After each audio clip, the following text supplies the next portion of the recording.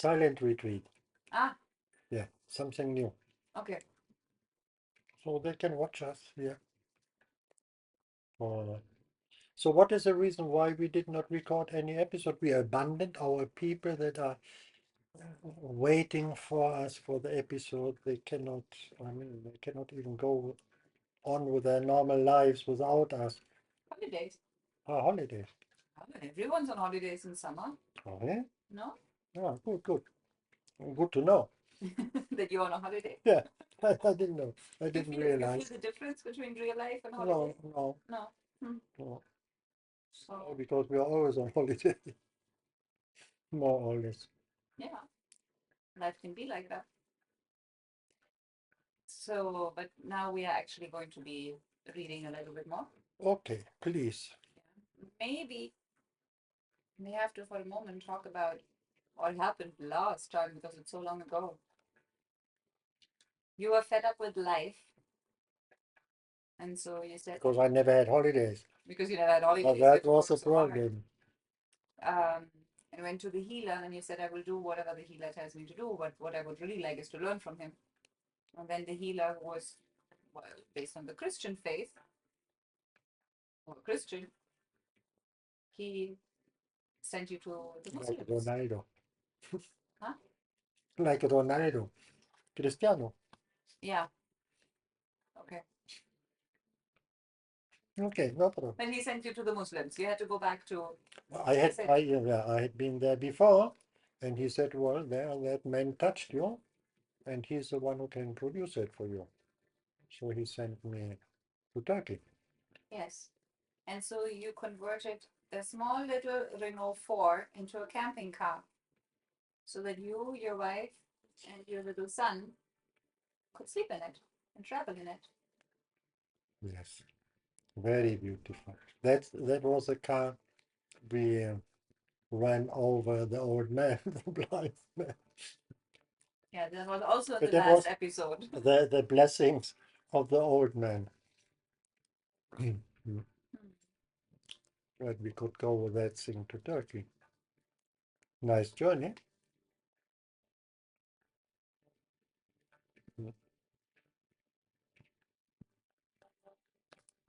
Now we can start. Yes. The chapter is called Istanbul Again, Dream of Many Years. After a long journey in our sewing machine like vehicle, we reached Turkey. From the south of Spain to the border of France, from there to Italy, Yugoslavia, Greece, and finally Istanbul. It was winter, quite cold, but without snow. We stayed again in the small hotel next to the Hagia Sophia. This is where the city's tourist center is located, with the Blue Mosque, the Sultan Ahmed Palace, and the Grand Bazaar. There was a small parking lot in front of the hotel, but we were allowed to park the miraculous camping vehicle. But what a tremendous surprise when we looked out of the Look, in these times, if we would have had internet and TikTok and these things, we would be famous. Making that journey in that sewing machine with 3 people. Yeah. Well, I was thinking about that here to the hostel coming, these people, motorbikers, I'm traveling the whole world. And then their big experience is that in Mongolia somewhere the GPS did not work, no? Mhm. Uh, Did not have We have GPS. landcard, Yeah. no, a map, a road map, and that's it, no? And no calling back to the family or whatever, nothing, no cell phone. No. The roadmap is a very Western thing, a map in Mm, general. At least that's my experience. When I was in India, I was very much used to reading maps and traveling by map.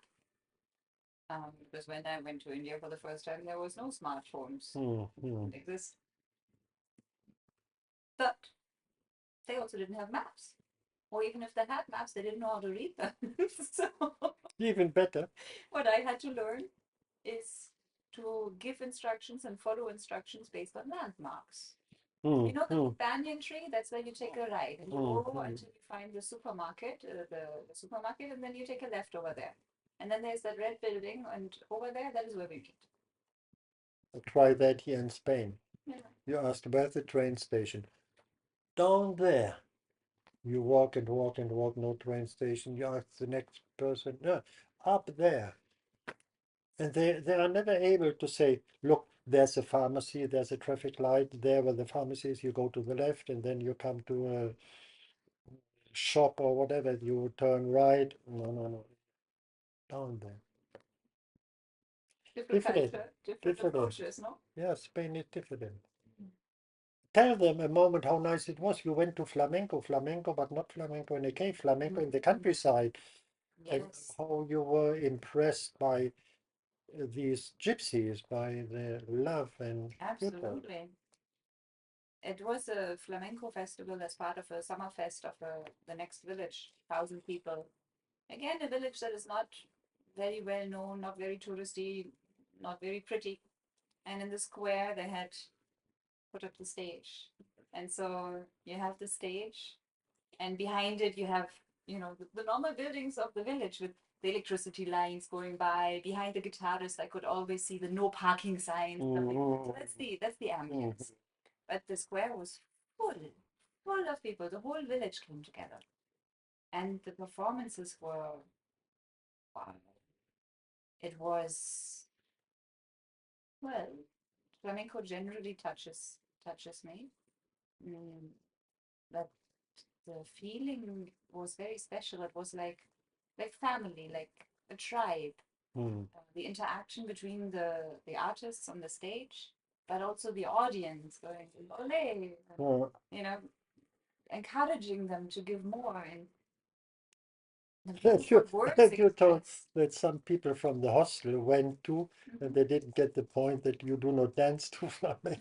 No, but that you sit and watch the artists perform. Yes. Yeah. I feel like with the gypsies, the tribe, the family is still alive.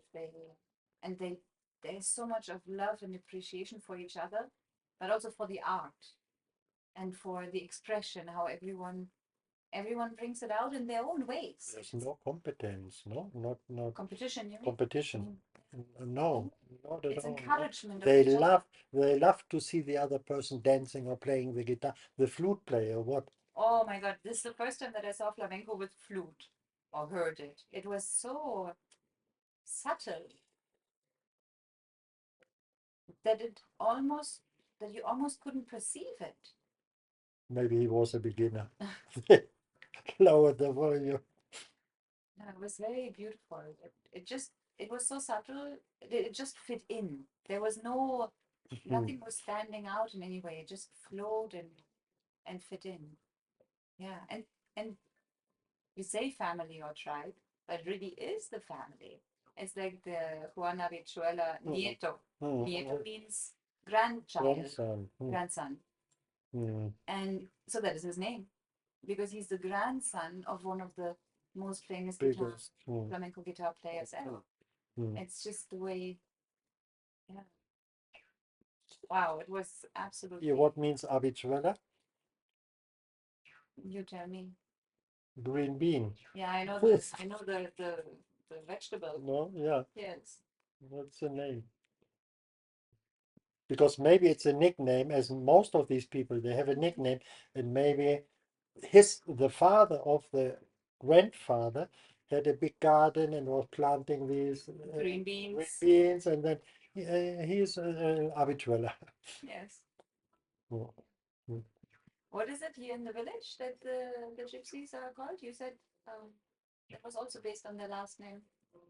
Maria and her husband, Paco. He also has a name that was based on I don't remember. on what he was doing. Something to do, maybe also habichuela. No. I know what he is still doing is Weaving the baskets. that's it. Yeah. But the name is not that. There I was don't know. something.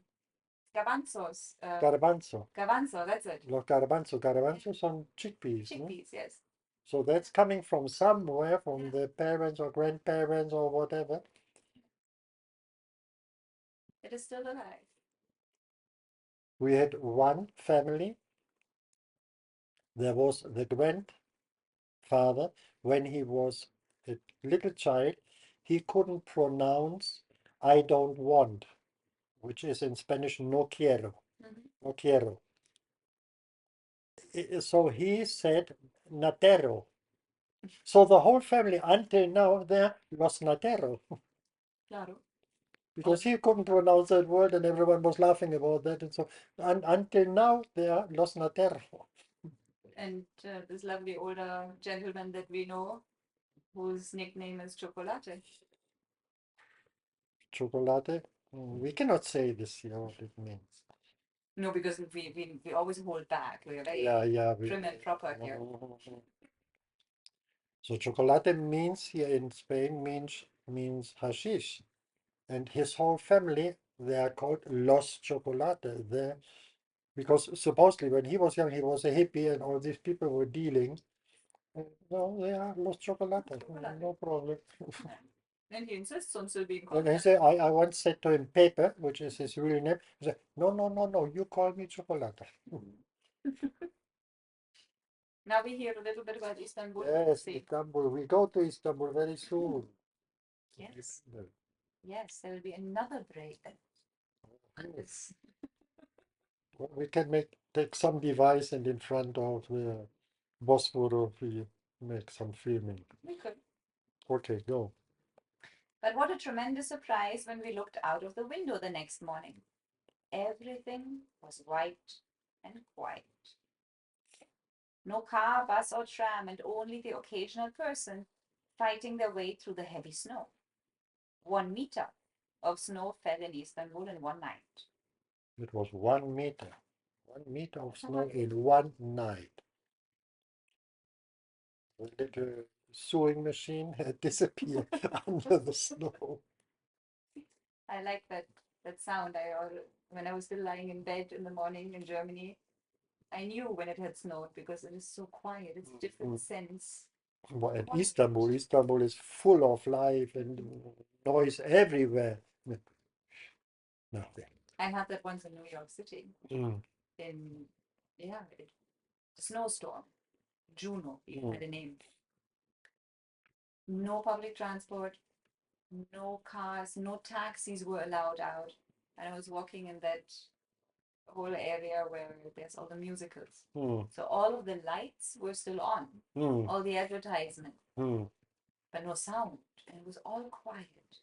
And no one was out on the street. How beautiful can the world be? Huh? When there's no people. Without people. Yes. Yeah, I enjoyed that. Okay. You could only guess where our car was. After a few days, when the roads were cleared of snow and traffic was flowing again, we began to dig our car out of the snow. Our dear little vehicle started again and drove. But very soon we noticed a long white plume of smoke coming out of the exhaust pipe. The engine was cracked. The car served us for a few more weeks, and the plume of smoke didn't worry anyone here in Istanbul. However, we later had to give up the vehicle and leave it with customs. How sad. What got you there? And we had there was customs service in Istanbul, the harbor. We said, no, we cannot accept that. And we had to bring it to the border with Bulgaria. That was maybe 200 kilometers. We had a friend, he arranged that with a lorry. We had to go there to bring the car there. Because it's a problem. That car is written in your passport. And they control very much if you sell that car in Turkey. So there was the thing, how can we take the car out of the passport? And it was only possible there. So we had to go all that way. It was very nice then later in that city in Edirne. But we had to go there to bring the car there. And then they said, okay, crashed or ruined. They took it out of the passport. On one of the following days, we visited the Grand Bazaar, and then we approached the bookstore. Ibrahim, who had welcomed us last time, was not there. It had now been 7 years since I first showed up here. A young man greeted us and asked what he could serve us. It turned out that this man was the son of Master Meeting. He informed us about his father's death. When I told him about my last visit, he nodded and let us know he had heard about it. So we arranged to drive together to the Dergah, the meeting place of the dervishes, in the still functioning car the next day. I was proud to be able to show my wife the place I had told her so much about. The renovation had been made and everything seemed to be more spacious. We were led into a room where about 20 men were sitting on cushions or poufs on the floor, drinking tea and smoking. There was a large television on one of the walls, and they were all enthusiastically watching a football game. It was not easy for me to explain this spiritual behavior to Anna. After the game, we were invited to dinner. The new master was there. The man who had pierced me with his gaze 7 years ago, Kemal Baba. People ate, then drank tea and smoked. Smoked a lot, so much that it was often difficult to see across the room. The Baba asked me to sit at his side and told stories, interpreted dreams, or gave advice. Suddenly, he looked directly at me and asked, "Did you dream anything on your way here?" Yes. Yes, of a better car. I had had several dreams that I could still remember. All the men in the room wore white caps. Metin's son was also there, who served as a translator. So I was politely asked by the master to talk about these dreams. The dreams were normal and clean in their content. As soon as I finished speaking, the Baba looked at me seriously and shouted in my face, "I don't care about your dreams at all until you wear one of these white caps on your head." What had I done wrong? He had asked me politely about my dreams, and I had told them politely. I struggled not to get up and leave. There was no reason whatsoever to treat me this way. But I looked at the Baba and stayed. It was impossible for me to leave. That is what these masters do.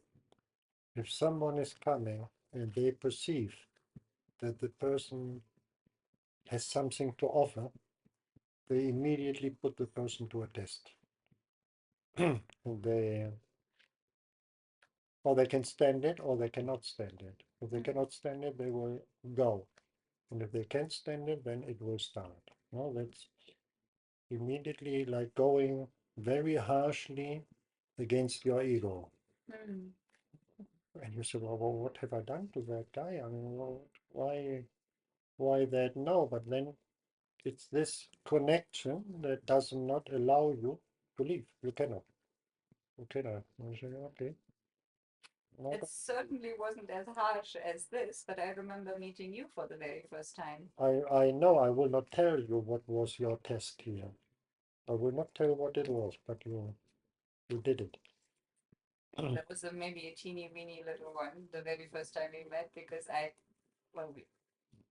you were sitting there waiting to go to Isidro, and I came and I introduced myself with a handshake, and you were laughing at me.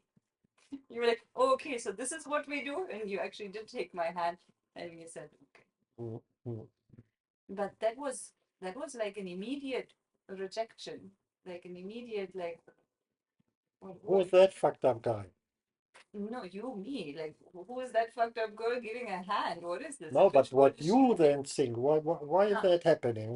Yeah, Who is that guy doing that to me? Why? I felt What that have I done? rejection. No, no. I remember that very clearly. I'm like, okay, fine, whatever. Yeah, but for some reason, you say, okay, what we do now? Yeah. Go on Okay, reading, let's because go on. then maybe it's clearer with that other guy. What happened? That same evening, there was a young German there who, like me, was listening to the master. Baba offered him a cigarette. The young man thanked him but refused the cigarette because he didn't smoke. Kemal Baba continued his stories, and after a while, he again offered the guest a cigarette. "Thank you very much, that's very kind, but I prefer not to smoke," was the answer. The offer came for the third time, and the young man refused again. The Baba looked at him and explained, "It is good to have respect, but here you need love." The man got up and left the place. Respect for nothing. That young guy had respect for the patterns someone put into his subconscious mind. It's not good to smoke, it's not good that, it's a blah, blah, blah, blah, blah, blah. How life should be. And he was sticking to these patterns. The master said, yeah, yeah, it's nice to have respect, but here it does not work. You need love, need to feel that attraction that you cannot, it happens here all the time with people, no? If this young girl comes in here and then she goes and she says, okay, goodbye, guys. Hmm. Yeah, you didn't get the point. I'm not the guy. This is something else. If you do not get that, you see the other girl, how respectful she is with everything. No, the Tatum girl, no? She is not shy. She can ask, can you give me a glass of water or juice or water? Can I have another glass? But she is very respectful, no? And no, you can, if you don't feel that, well, there's nothing to do. You don't feel it. And no one can give that to you. You don't feel it, at least in that moment, you don't feel it. Maybe later, that guy, maybe one day he came back. No, that's possible, no? But in that moment, he was not prepared for it. No, it's like the story with that lady. Don't know if I told it already, where with a cat, and I offered her the cookie, you know, and in spite of that, she was very sick. She couldn't. I don't think you have, so maybe you need to start No. from the beginning. Oh, And if then, people listen to it again. okay. So then my daughter sent a couple here from Scotland, and they arrived. And when they came here, the first moment they came in that moment we had a gray Persian cat, and the cat, long-haired cat, and the cat always would jump on the table and smell the drink or smell the food, but never touch it. So we got used to it, so no one would chase the cat away. But that evening I was sitting there, someone put a plate with some cookies for me, and the cat came and bit into one of the cookies. We've never done that before. And me, as I am, how I am, I took the cookie, the guy was sitting here, I said, with my hand, I said, you want to have a cookie? Everyone had seen that. And the guy said, no, no, thank you very much. No? And then I looked, the woman was sitting here. I said, you want to have the cookie? And she stared at me for a long time. And then she said, okay. She took it and she ate it. The next thing that happened, the gray Persian cat went to her, sitting on her lap. For 4 hours we were talking here, and the cat was sleeping on top of her. The next morning the lady came and she told me that she had a terrible allergy against cats. And she said, when we came to your house, I immediately realized that you have cats. And my plan was to come up here to say thank you that you gave us a place to stay in the village. But I cannot stay in that house because I have that allergy. And she said, when I saw what you were doing with that cookie, I thought that you are completely crazy. I still do not get that thought process, but she said that. But I had no chance to say no. I had no chance to say no.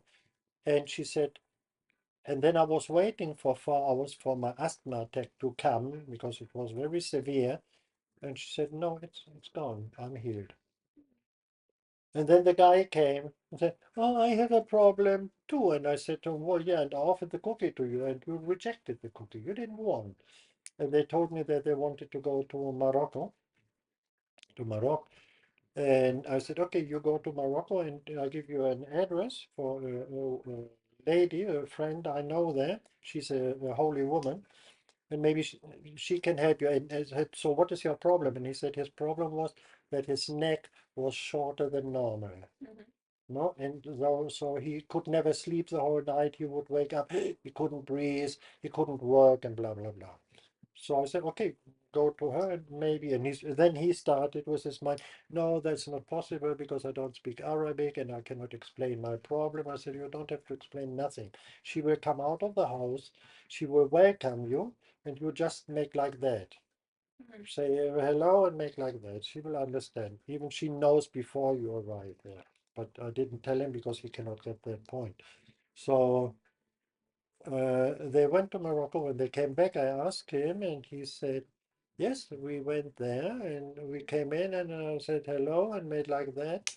And the lady turned around and made pa and went into the house. And he said, we didn't know what to do. We were standing there in front of the house, and suddenly the door opened and someone said, come in. So we were invited to have lunch there. But we couldn't talk, not one word.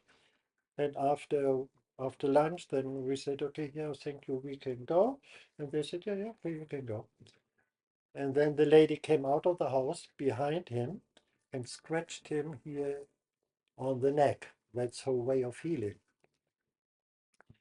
And he started laughing and said, okay, look, my neck has not grown. But from that night, from that moment on, I sleep the whole night. The nightmare's over. Yeah. You have to accept. That's why I always say to people, if you go to the healer, whatever he gives to you, accept it. All the blessings from that man might be in a candy or in a cigarette. You don't smoke. Oh, smoke the fucking cigarette. You want to go into a different world. What do you think? In that different world, it is forbidden to smoke or to use certain words or whatever? No, that is completely open. And if you are not open for openness, then don't claim for something more in life. Well, Then they you are watch football. encaged. Yeah, there. No, you come in there. My wife maybe thinking, well, you brought me to these people here watching football. What is that? No, yeah. So open means to be open. Yeah. Open for whatever. Open.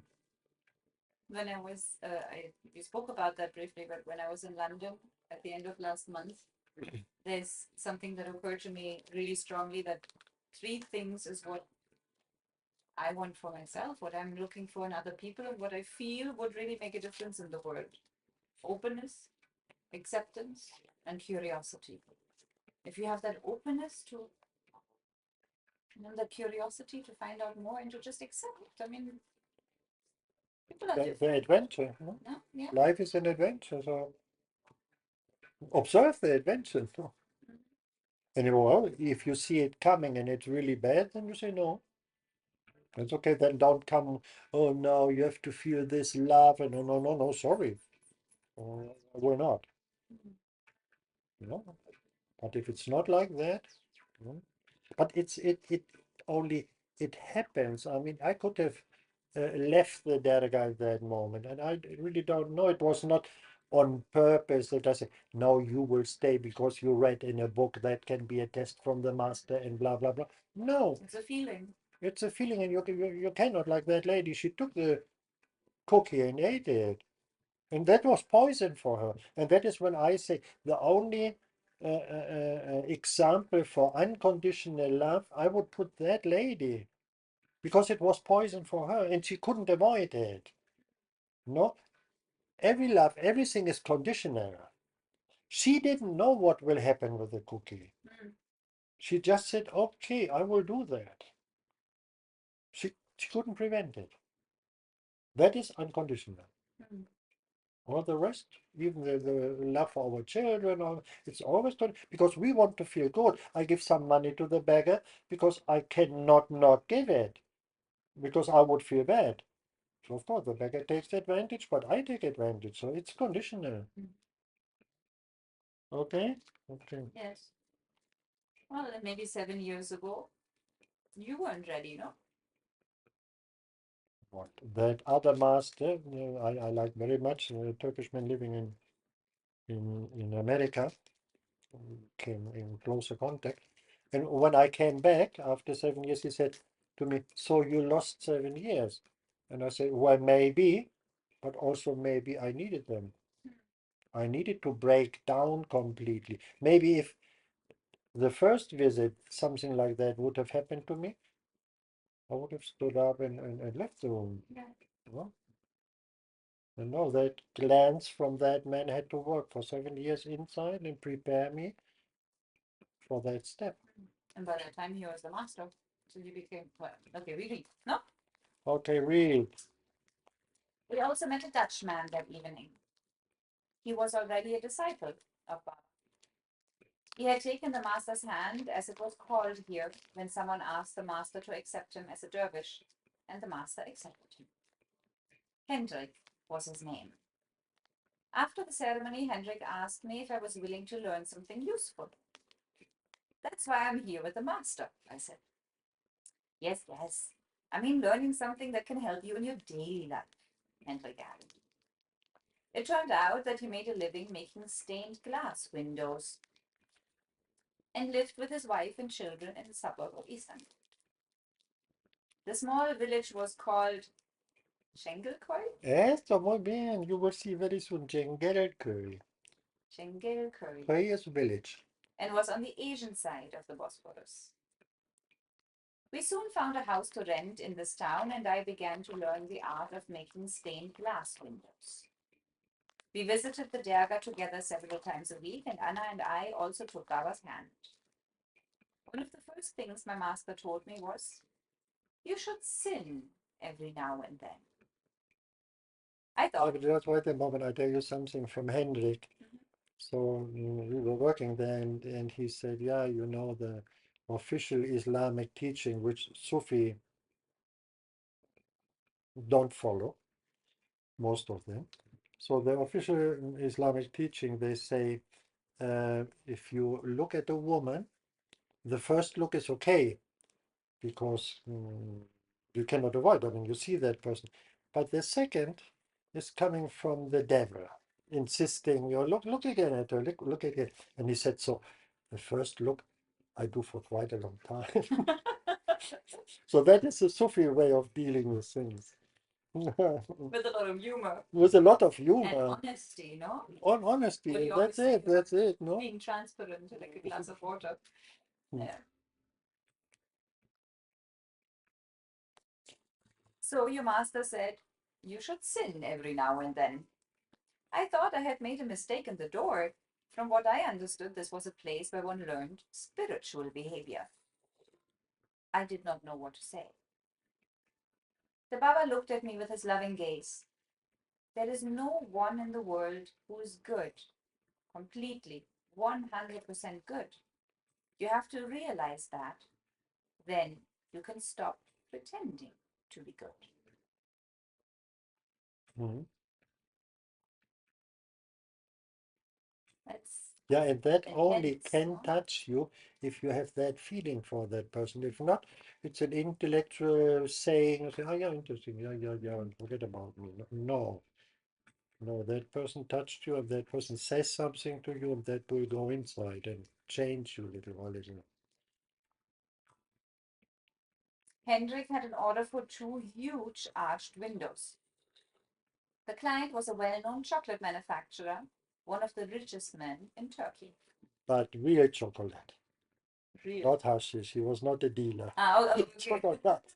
No, it's the most famous factory for Ülke chocolate in Turkey. He had a new mosque built on his factory site, and the leaded glass windows, LED glass windows, were intended to provide the appropriate light for this place of worship. Hendrik was a real artist. And his wife, she made the designs and he made the artwork. No, she was a good designer. Wow, all flowers, birds, and wow.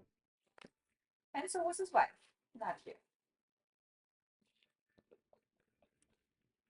What can She we? was a talented painter and created the designs for her husband. Why are you laughing? Don't laugh. I think it's wonderful. I mean, it's your life, so of course you should know what it's about. But it's just that it seems to be that you captured the essence somehow. Maybe I could just give you the title, and you could tell me the story. After a few weeks, I dreamed a terrible dream, dirty and disgusting. I didn't tell my wife or Hendrik about it, and I had made up my mind not to share this dream with Baba. The next time I visited the Derga, over a glass of tea after dinner, I mentioned my dream to a young American. He was married to a Turkish woman and had been one of Baba's students for several years. He asked me to describe the dream to him in full. After I finished, he took me by the hand and dragged me straight to Baba.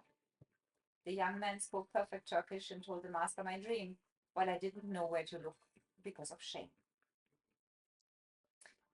And with that look, full of infinite kindness and understanding, Kemal Baba replied, "You will be one of our masters." Baba. I said, "Thank you." I felt like I was released. I had always suspected that I had a mission in this life.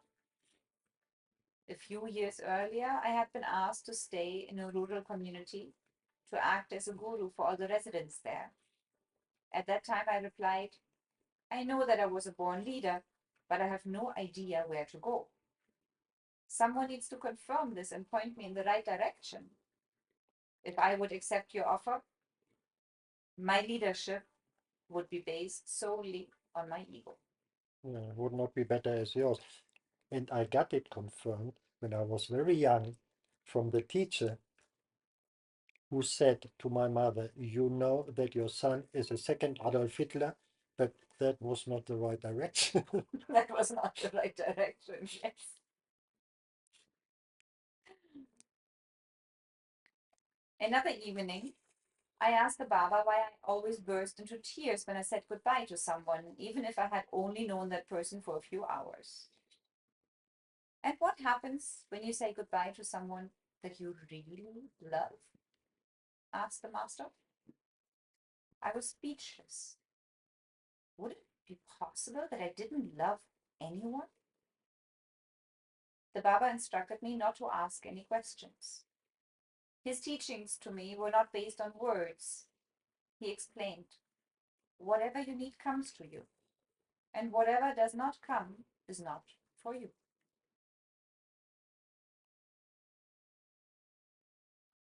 Very easy system. It's by being there. It's not by intellectually feeding you some patterns you have to follow. You have to do this, you have to do that, you have to no, no, no. Because it's your life, it's your understanding, it's your feeling of life. And he's just triggering something in you that changes your perception. No, but it still has to be your perception. No, I'm not Turk. I'm not living there. I'm not in that society. So supposedly he was living a quite different life from the life I am living. Mhm. Yeah, but the perception of life in general that can match more and more. Mm. But it's your own perception. Mhm. Should we pause here? We Because could I feel like this chapter is still longish. Longish. longish and longish. Yeah. Then say goodbye. Goodbye. Be a good girl. Say What does that goodbye. mean? To be a good girl. To say goodbye. Yes. Goodbye. Goodbye. It's the Queen's way.